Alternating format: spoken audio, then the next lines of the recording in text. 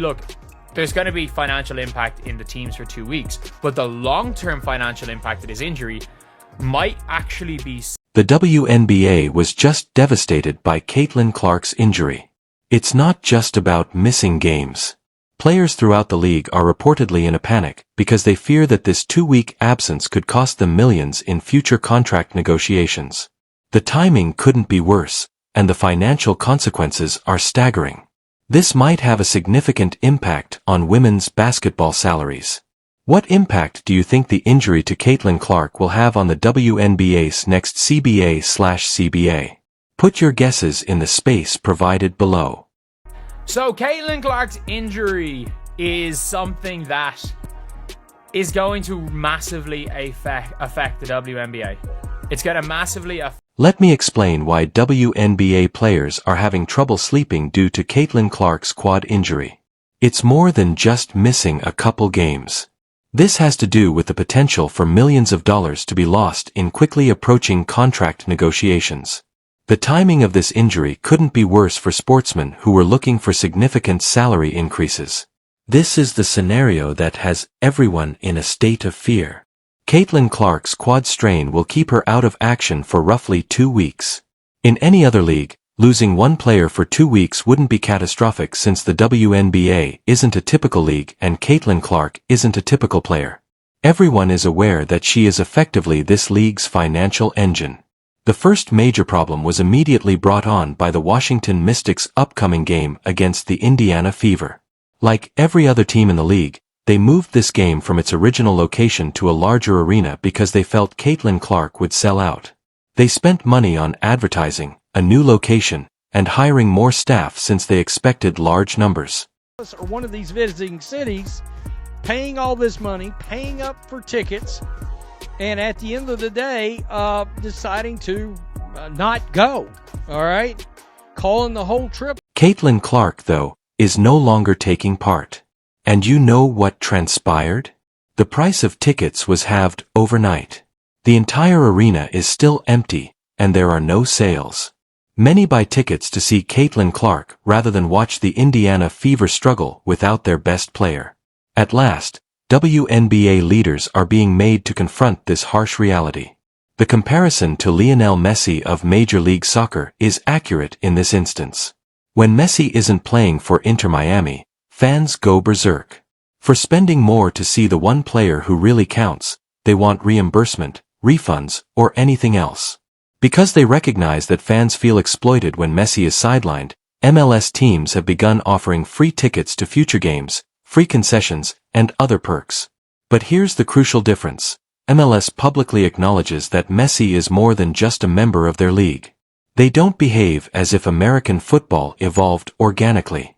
They have established their company. Split instance, all of it can change. If this injury does anything, it should be a wake-up call to the WNBA, the Players Association, the team owners, that just like that, all this fanfare, all this interest, all this newfound attention on the league can disappear. For the past 2 years, UNBA management have sought to persuade everyone that the league's expansion is natural and sustainable. Stories about how women's basketball is finally getting the credit it deserves, how each player is contributing to this growth, and how the league has improved financially have all been highlighted. But eventually, Caitlin Clark's injuries will show how ridiculous everything is. Over the following 2 weeks, everyone involved will be given a hard reality check. When Caitlin Clark isn't playing, we'll see just what WNBA attendance and viewership look like. Based on historical statistics, the numbers will also be horrifying. We are considering games that may not even reach 200,000 television viewers. This brings us to the real panic of the WNBA athlete. The upcoming talks for a collective bargaining deal. Players have been preparing to demand a wide range of expensive privileges, such as higher salaries, charter flights, larger rosters, increased housing allowances, and help with childcare. They seek to defend their demands by pointing to the league's recent expansion. However, what happens if club owners can claim, "Look, nobody watches our games without Caitlin Clark," pointing to the future 2 weeks? We noticed an 80% reduction in attendance. Our TV ratings drastically decline. How exactly are we going to pay you millions of dollars when our entire business depends on a single player who could get hurt at any time? Players are currently sweating out over that dreadful circumstance. In these negotiations, they relied on leverage. They thought they could prove they should be paid far more by pointing to record TV ratings, sold-out venues, and increased product sales.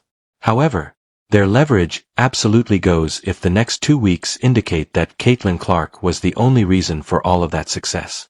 Let's be honest about what the stats on viewing will show. When Caitlin Clark performs, games often draw between 1, 5, and 2 million viewers.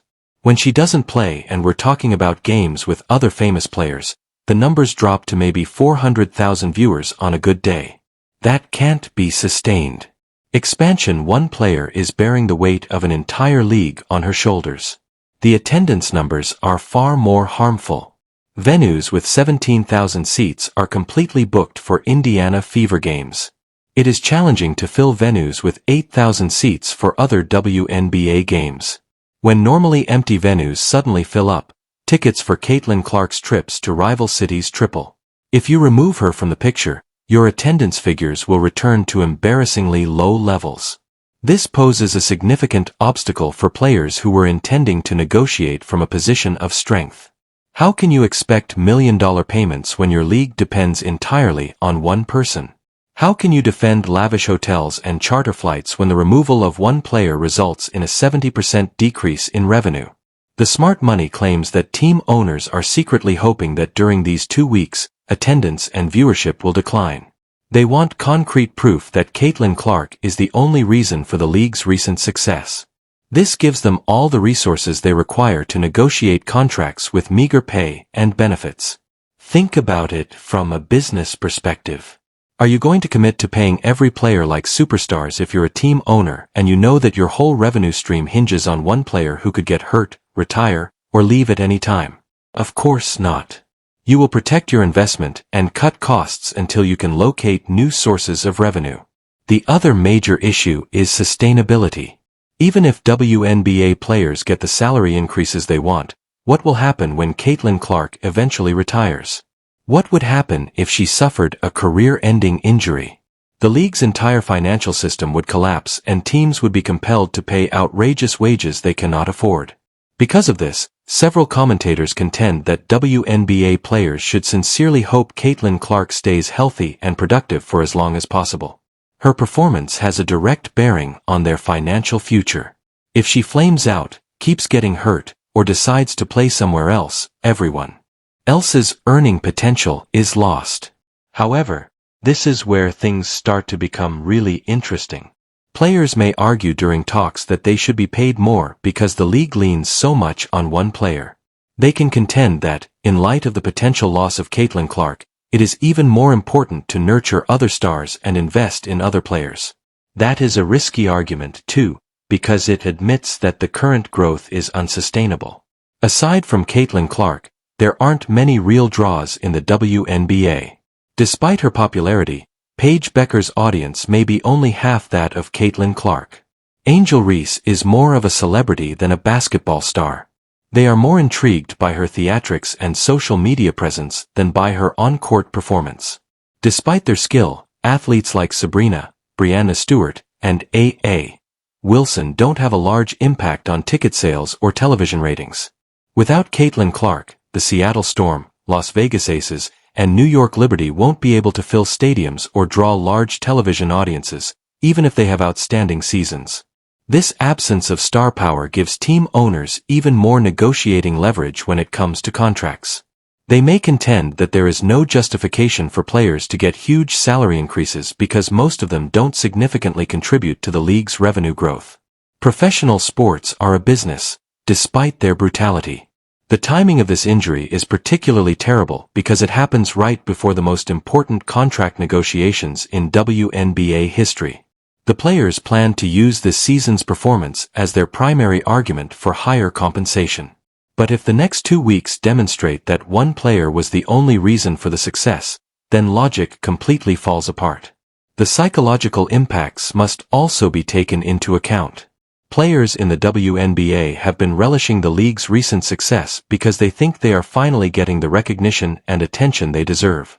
But it serves as a somber reminder of how quickly everything can fall apart when one player is injured. It reminds them that they might not have as much negotiation leverage as they thought. Another factor that players need to consider is the financial realities of WNBA teams. After years of losing money, most franchisees have just recently started to make money. Club owners, however, will be very cautious about making long-term financial commitments due to an increase in interest if that desire is solely based on Caitlin Clark. In the end, this injury might benefit team owners strategically. It encourages everyone to face the disturbing reality of the league's financial structure and supplies them with actual numbers to use in talks. They might argue that until the WNBA produces some true stars, they can't pay players like superstars. In the next 2 weeks, the future of WNBA earnings will be determined. If games without Caitlin Clark garner reasonable attendance and ratings, players might still have some negotiating power. However, if the numbers drop as most analysts predict, athletes will be in a terrible situation when contract discussions begin. The issue is further compounded by the fact that Caitlin Clark herself isn't making nearly what the league values her. Her rookie contract pays her a modest percentage of what male athletes with similar impact earn. However, because of the salary system, other players have profited from her prominence without necessarily contributing to it.